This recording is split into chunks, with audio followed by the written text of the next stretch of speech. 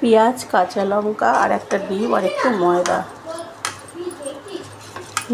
মিশিয়ে ভালো করে মিশিয়ে নেবে। এটাকে মিশিয়ে একটা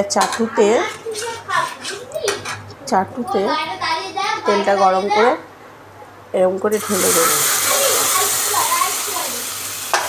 ঢেলে দিয়ে একটু এরকম করে হাতা দিয়ে নাড়িয়ে দেবে। দেখবে এটা খুব সুন্দর একটা গোলা রুটি, কিচ্ছু করতে হবে না, খুব সুন্দর একটা গোলা রুটি হয়ে যাবে। একটু হালকা একটুখানি লো করে দেবে, গ্যাসটা হালকা একটু লো করে দেবে, হালকা একটু লো করে দেবে যাতে তলাটা ভেতরটা সিদ্ধ হয় ভালো করে। তারপরে এটাকে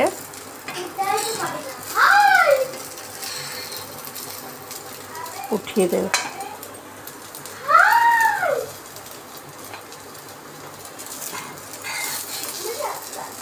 খুব সুন্দর করে আস্তে আস্তে এটাকে উল্টিয়ে দেবে।